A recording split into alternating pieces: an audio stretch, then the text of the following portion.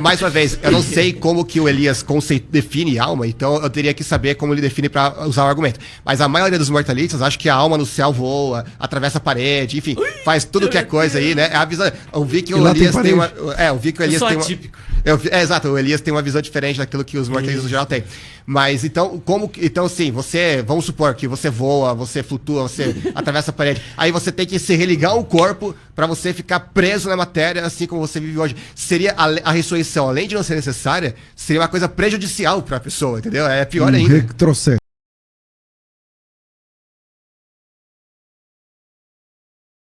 2 minutos no máximo. Bom, eu volto a repetir. O ex-ladrão na cruz, ao morrer, ele foi direto ao paraíso. Quando o cristão parte desta para outra vida, ele ascende aos céus e vai direto para a presença de Deus. O texto que o professor Lucas, em vários debates e no vídeo dele, diz que fez ele sair do mortalismo e ir para o imortalismo, foi desconstruído cabalmente aqui, porque o objeto da reflexão não é o que ele estava pensando, mas é a ressurreição do Senhor Jesus, e a nossa vida no porvir está toda alicerçada na ressurreição de Cristo. E depois ele também me causou espanto ao dizer que a ressurreição e morte do Senhor Jesus não tem um aspecto retroativo. Nós fomos salvos da culpa do pecado. Sim, todo o discurso dele é muito bonito, muito verdadeiro. Eu assino embaixo cada palavra que o Elias disse aqui. O problema é que isso não salva a visão imortalista. Por quê? Porque na visão que o Elias defende, e vocês viram ele dizer, desde até mesmo antes de Cristo, os mortos já estavam no céu. Então, se eles já estavam no céu desde antes da ressurreição de Cristo, então como que eles estarem no céu depende da ressurreição de Cristo. Quer dizer, você precisa da ressurreição de Cristo para haver vida após a morte. Mas antes mesmo de Jesus ressuscitar, já estavam lá no céu. Né? É uma coisa completamente contraditória a lógica que ele está dizendo. E outra, o foco de 1 Coríntios 15, em primeiro lugar, é a ressurreição.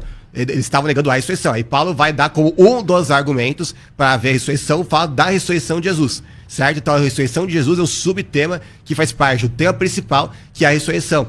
Então você vai ver, por exemplo, textos como Lucas 14:14, que vai dizer: feliz será você, porque estes não têm como retribuir. A sua recompensa virá na ressurreição dos justos. Então vamos parar para pensar um minuto. Por que Jesus iria dizer que a sua ressurreição virá, não quando a alma sair do corpo e for para os paraísos, ou algum momento, lá antes sala do céu, como eles dizem, mas apenas na ressurreição? Aí eles vão falar, não, mas isso aqui é o galardão, né? Você só vai ser galardoado quando você ressuscitar. Mas o próprio céu não seria uma baita de uma recompensa por tudo aquilo que a gente sofreu nessa vida? Quer dizer, a gente vai estar com Deus, vai estar com os santos, com os anjos, com os entes queridos, vivendo do bom e do melhor lá, mas não tem recompensa nenhuma. Recompensa a gente só vai ter, por quê? Porque é um corpo que voltou pro pó, vai se religar a uma alma, que essa sim é o nosso verdadeiro ser, né? Que é o nosso verdadeiro eu. Né? É uma coisa que não faz sentido. Aliás, a própria ressurreição não faz sentido dentro da visão mortalista. Por quê? Porque você vai falar que o nosso verdadeiro eu é a alma. Aliás, eu já perguntei várias vezes, né? Qual a diferença entre alma e espírito, ele não distinguiu ainda, então não tenho como saber qual a posição que ele defende, mas dependendo daquilo que eu responda, vai depender da minha resposta aqui. Mas se você diz que o nosso verdadeiro eu é a alma, e essa alma sobrevive à morte, ela já está no céu, independentemente da ressurreição, qual a necessidade da ressurreição? Né? Então não faria nem sentido a você depender, você precisar da ressurreição para ter uma vida após a morte. Que sentido faria você falar que a esperança que você tem é a ressurreição? Por exemplo, Paulo vai falar um discurso bem famoso lá em Atos, acho que é Atos 26, vai falar para os fariseus: tenho a mesma fé que os antepassados, que haverá ressurreição de justos e injustos. Em Hebreus 11 vai falar que muitos acabaram aceitando a tortura e o martírio, porque esperavam a ressurreição superior. Ressurreição. Né? Então, a esperança deles era a ressurreição. Eu pergunto, que esperança é essa se você já está no céu antes da ressurreição e a despeito da ressurreição? A pergunta seria, o que muda para quem já está na presença de Deus depois da ressurreição? Exato, porque só um outro apontamento rapidinho, né? O Elias fez uma cara feia, tá bom, fala, Elias, depois vai continuar. Não, pode concluir. É que assim, você não conheceu o Elias, você não conheceu o Elias. Conforme você vai falando, ele vai fazendo caretas. Mas é assim que ele funciona, não tá tudo bem. Então, porque assim, mais uma vez, eu não sei como que o Elias define alma, então eu teria que saber como ele define para usar o argumento. Mas a maioria dos mortalistas acha que a alma no céu voa, atravessa a parede, enfim, faz tudo que é coisa aí, né? Eu vi que o Elias tem uma... Eu vi que o Elias tem uma... Exato, o Elias tem uma visão diferente daquilo que os mortalistas no geral têm.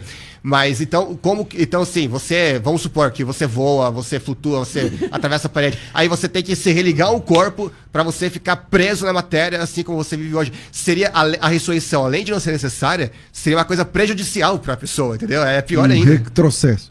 Vamos lá, Elias. Posso falar? Bom, então vamos lá. Eu tô aqui impressionado, né, com a sua teologia. Não vou aqui afrontá-lo. A sua teologia está precisando de um ajuste no que diz respeito à soteriologia. Como é que a alma pode estar no céu antes da ressurreição de Jesus? Em outras palavras, como é que a pessoa pode ser salva antes da ressurreição? Na minha Bíblia, em Apocalipse 13, versículos número 8 e 17:8, está escrito o seguinte: o Cordeiro de Deus foi morto desde a fundação do mundo. A morte de Cristo e a ressurreição de Cristo, ela tem uma perspectiva, ou melhor, uma visão retroativa. A morte de Cristo e a ressurreição, ela é retroativa. Os que foram salvos no Antigo Testamento, como por exemplo, como é que Elias pode ter ido para o céu? Olha só, sendo que Jesus só ressuscitou depois, e Elias já foi com o corpo glorificado. Enoque também foi com o corpo glorificado. Como pode isso? Por causa da ressurreição de Cristo. Porque os que foram salvos no Cristo que viria. Nós no Cristo que já veio. Então, a ressurreição e a morte de Cristo contempla tanto o passado, quanto o presente, quanto o futuro. Tá entendendo? Então, tanto o presente, passado e futuro. E lá diz assim, uma superior ressurreição. Por que é necessário a ressurreição? Porque o Senhor não veio salvar somente a alma. Ele veio salvar completo, o homem por completo. A ressurreição nunca é ressurreição de alma, é ressurreição de corpos. Tanto é que o capítulo 15 todinho vai falar de ressurreição. Agora você percebeu que o assunto que te tirou do imortalismo, o senhor não conseguiu agora refutá-lo. Porque tudo o que diz respeito ao nosso futuro, a nossa perspectiva futura, concentra-se na ressurreição de Jesus. E o que Paulo está batendo é o seguinte, vocês acham que não há ressurreição? Tudo bem. Só que aí Cristo não ressuscitou. Ó como que vai ficar um problema. Olha só, os problemas, o ônus desta não ressurreição. Cristo não ressuscitou, é vã a vossa fé, é vã a vossa pregação, somos falsas testemunhas, os mortos em Cristo não têm esperança, vocês ainda continuam no pecado. Como que uma pessoa que ainda continua no pecado, a sua alma pode ascender ao paraíso? Só que depois, no versículo de número 20, ele diz, mas, na verdade, Cristo ressuscitou. Se ele ressuscitou, tudo isso aqui é possível. Só não é possível se ele não ressuscitou, mas ele ressuscitou. Portanto, toda a argumentação que o meu amado construiu em torno de 1 Coríntios 15 cai por terra agora e escorrega como espuma de sabão no ralo. Ok, Lucas. Certo. Ele falou aqui de uma salvação retroativa. Confesso que esse conceito é novo para mim. E se a gente vai lá para Hebreus 9, 28, olha, não foi isso que eu disse. A morte de Cristo tem um caráter retroativo. Tudo bem. Alcança... Eu entendi o seu conceito. Por exemplo, você acha que Abel foi salvo ou foi perdido? Ele morreu com a garantia da salvação. Não se vê que ele entrou. Não era salvo, ele entrou. Ele tem a garantia da salvação para entrar na ressurreição. Deixa eu só responder aqui, já vou responder. Aliás, só antes de eu responder, você me responde sim ou não, porque você já falou bastante e agora é minha vez.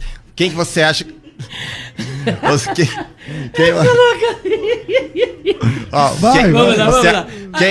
gente tá aqui na amizade. Isso que o povo precisa entender. Sim. Tá bom, quem você acha que são as duas testemunhas? Não precisa fazer um discurso e argumentar nada. Só fala. Quem você acha que são? Mas não tem sim ou não pra responder dessa. Não, só falar quem é. Os nomes? Não, quem que acha que eu falo pra você, em 2 minutos eu respondo. Porque você tem bastante minutos. Você pode preocupar mais 6, tá bom? Tá bom. Primeiro, as duas testemunhas não é Elias e Moisés. Porque Moisés... ele será ressuscitado com corpo incorruptível, imortal e glorificado, não pode voltar para morrer, e Elias também não pode morrer. Não é Elias e Enoque, pior ainda, porque corpos incorruptíveis não podem voltar a morrer. Não é Josué e Zorobabel. Não é o Antigo e Novo Testamento, como pensa talvez os adventistas do sétimo dia. não é uma representação da igreja como pensam alguns amilenistas. Então é o quê? Agora, você quer a resposta, a minha resposta? Quero. Não sei. Essa é a minha resposta, eu não sei, eu vou inventar. Tá bom. Em todas as igrejas eu digo, eu não sei. Tá, beleza. Deixa. Foi só pra fazer uma encenação. Sim, beleza. Tá, então ele falou da questão da questão retroativa. Deixa eu voltar aqui no texto que ele citar. Hebreus 9:28. Assim, e isso vai responder também a questão do Abel que você perguntou. Tá bom. Assim também, Cristo foi oferecido esse sacrifício uma vez para tirar os pecados de muitos e aparecerá uma segunda vez, não para tirar o pecado, mas para trazer salvação aos que o aguardam. Ou seja, na visão dele, tá todo mundo salvo já. Né, já está no céu e tudo mais. Não, ele fala, vai trazer salvação aos que o aguardam. O aguardam para quê? O aguardam para a salvação. Eles estão salvos, sim. Jesus morreu por eles. A gente tem a garantia da salvação. Mas a gente vai entrar na salvação. Em qual momento? Depois da ressurreição. Aqui ele fala, virá uma segunda vez. Por quê? Porque a ressurreição ocorre na segunda vinda de Cristo. A gente pode voltar lá para o texto de 1 Coríntios 15, 22 e 23. E a gente vai ver. Vamos lá pegar o texto. Pois da mesma forma como em Adão todos morrem, em Cristo todos serão vivificados. Mas cada um por sua vez. Cristo primeiro e depois. Quando ele vier, os que lhe pertencem. A mesma coisa é falar nos capítulos de 51 a 54. Por isso que eles falam que tem que esperar a volta de Jesus para trazer salvação aos que o aguardam. Porque, em certo sentido, a nossa salvação já é atual, a partir do momento que a gente crê, mas a gente só vai entrar, de fato, para desfrutar da salvação no momento que a gente ressuscita, que é justamente na volta de Jesus, exatamente como no texto que eu citei. Aí ele fez menção ao texto lá de Apocalipse 13:8, que fala que, na verdade, isso é um erro muito comum, né? Que o cordeiro foi morto antes da fundação do mundo. Antes não, desde a fundação do mundo, que seja. Mas mesmo assim, o texto vai falar que o nome não teve o nome escrito no livro do cordeiro desde antes da fundação do mundo. Não tem o que está ali na tradução, que foi morto desde antes da fundação do mundo, não está no grego. Então existe uma ambiguidade aqui que ele não está percebendo. A questão de Elias e Enoque, eu perguntei justamente por causa disso. No meu livro eu faço uma ampla argumentação, que agora não vai ter tempo para ir mais a fundo sobre isso, até porque o Elias não tem uma resposta do quem seriam essas duas testemunhas, mas o argumento ali que é justamente, é um argumento que é Elias e Enoque. Porque ali no próprio texto ele vai falar, vamos abrir lá Apocalipse 11, então, já que você está querendo ir. Vamos. Só que isso daqui vai... Eu que estou querendo, você que trouxe o assunto. Não, eu trouxe o assunto porque você que perguntou. Não. Deixa eu perguntei as do Mas por que seria Elias? Então, vamos lá. Deixa eu pegar aqui o texto. Ali, Apocalipse 11. Não foi eu que fiz. Vamos lá. Vamos lá. Apocalipse 11. Essas são as duas oliveiras. Bom, em primeiro lugar, versículo 6, vai falar, estes homens... Zacarias, esse texto aí. Sim, exato. Estes homens têm poder para fechar o céu. A primeira coisa que a gente percebe é que eles são homens, certo? Então, se não são Elias e Enoque, vai ter que arrumar alguém. Aí ele vai falar o seguinte, primeiro ele vai falar que são profetas, né? Vai falar que eles têm poder para fechar o céu, de modo que não chova durante o tempo que estiverem profetizando. Não é qualquer homem, é profetas. E tem poder para transformar água em sangue e ferir a terra com toda sorte de praga, quantas vezes desejarem. E aí, antes disso, ele vai falar, essas são as duas oliveiras e os dois candelabros que permanecem diante do Senhor da terra. Quando a gente vai lá para Zacarias, ele vai falar, essas são as duas oliveiras, dois candelabros que estão diante do Senhor da terra. Aí você vai para Apocalipse, ele vai citar basicamente a mesma coisa. Então, mas lá no Zacarias são os dois filhos do óleo. Sim, mas Josué e Zorobabel, né? Zorobabel. Exato, mas João vai estar falando o seguinte, os dois que permanecem diante do Senhor da terra. Zacarias e Zorobabel, eles permanecem até hoje? Não. Então, não é Zacarias e Zorobabel. Não tem como ser. Aqui, obviamente, está falando de Elias. Essa interpretação, claro, não é uma interpretação da qual o mortalismo depende. Tem muitos mortalistas, os adventistas mesmo, que não concordam com essa interpretação. E mesmo os mortalistas... Eu perguntei mais por curiosidade mesmo, como você perguntou para ele, exato. E nem é o tema, mas... Mas o ponto todo é o seguinte, o que eu argumentei e que não foi refletido é a importância da ressurreição. Porque você viu que ele falou, mas em momento nenhum ele conseguiu argumentar como que a ressurreição seria importante e necessária na perspectiva de alguém que vai morrer, ou vai morrer aguardando a ressurreição. Para quê? Para ter um acréscimo de um corpo. É só isso a ressurreição para os mortais. Ok, nós vamos de... Mais um debate. Não tem. Mais um debate. Vamos de considerações finais e cada um vai ter... deixa eu ver aqui, 1 minuto e meio, 2 minutos. E o que passa disso é de procedência maligna. Pastor Elias, está contigo. 2 minutos no máximo. Bom, eu volto a repetir. O ex-ladrão na cruz, ao morrer, ele foi direto ao paraíso. Quando o cristão parte desta para outra vida, ele ascende aos céus e vai direto para a presença de Deus. O texto que o professor Lucas, em vários debates e no vídeo dele, diz que fez ele sair do mortalismo e ir para o imortalismo, foi desconstruído cabalmente aqui, porque o objeto da reflexão não é o que ele estava pensando, mas é a ressurreição do Senhor Jesus, e a nossa vida no porvir está toda alicerçada na ressurreição de Cristo. E depois ele também me causou espanto ao dizer que a ressurreição e morte do Senhor Jesus não tem um aspecto retroativo. Nós fomos salvos da culpa do pecado. Estamos sendo salvos do poder do pecado. E seremos salvos da presença do pecado. Quando diz lá em Hebreus capítulo 9, versículo 28, os que o aguardam a salvação, o verbo ali é oftessetai. Ele voltará a segunda vez e será visto por aqueles que o aguardam para a salvação. Ora, aqueles que o aguardam para a salvação não é para serem salvos dos seus pecados, eles já são salvos. A salvação ali tem um conceito semântico totalmente diferente, até porque soteria não tem só o significado de salvação do mundo temporal para o atemporal. Pode ser, Moisés, por exemplo, cuidava que os hebreus que eles entenderiam que os hebreus queriam, que ele iria salvá-lo. Como assim salvar? Salvar do jugo de Faraó. A palavra grega é soteria. Portanto, aqui soteria não tem a ver com salvação dos pecados, mas salvação no sentido de que Jesus voltará para arrebatá-los. Então, a ressurreição, ela é importante, ela é necessária, assim como foi necessário para Jesus, é necessário para nós, porque nós entraremos como Elias entrou e como Enoque que entrou, com corpos glorificados. É para isso a ressurreição. Bom, Elias, obrigado. Banzoli, tá contigo 2 minutos no máximo. Sobre o ladrão da cruz, ele não conseguia, ele ficou o debate inteiro dando esse argumento o tempo todo, falando que o ladrão da cruz naquele dia, mas quem viu o debate percebeu que o único que deu argumentos históricos, exegéticos, hermenêuticos para defender, eu continuo fazendo as caretas, para defender a visão que defende em relação a Lucas 23:43 fui eu, né? Porque ele não abriu a questão histórica, não falou da questão hermenêutica, né? O único argumento que ele deu ali foi simplesmente repetir que é assim porque é, né? Enfim. A questão da parábola do rico Lázaro, ele reconheceu que é praticamente tudo alegórico ali, menos que convém para salvar a imortalidade da alma. Aí essa parte do tormento, por exemplo, é literal e tal. Né? E esses foram os 2 únicos textos que ele citou para falar que a alma é imortal, né? Ele não citou outros textos, sendo que eu citei números aqui. Aí, por exemplo, eu citei o Salmo 17:15, que eu falei, quando me feita justiça venha a face, quando despertar, ficarei satisfeito e ver a semelhança. É a mesma palavra em hebraico que é usada para ressurreição. Ou seja, ele está claramente falando que só quando ele ressuscitasse é que ele veria a face de Deus, e não que ele veria antes no estado intermediário fora do corpo. E não foi rebatido isso em momento nenhum. Assim como Daniel 12:13 não foi rebatido, ele nem comentou Hebreus 11, etc. Então, enfim, vários textos que eu citei aqui no debate que não foram comentados. A questão mais uma vez, ele fala que não conseguiu demonstrar em momento nenhum por que a ressurreição é importante e necessária para obter uma vida póstuma, na medida em que a gente já estaria no céu mesmo se não fosse a ressurreição. Ou seja, a ressurreição é um acréscimo de um corpo para alguém que já estaria no céu e continuaria no céu mesmo na falta dele. E só em 1 Coríntios 15 ainda defende que a gente já estaria no céu mesmo antes da morte de Jesus, para a gente ser justificado, que é uma coisa das mais absurdas, né? Que eu já ouvi, porque pelo menos os outros imortalistas, que não são o Elias, eles dizem que não, mas eles não estavam realmente no céu, eles estavam no céu de Abraão, no Hades, no Sheol, estavam esperando ali para então entrar no céu depois. Sendo que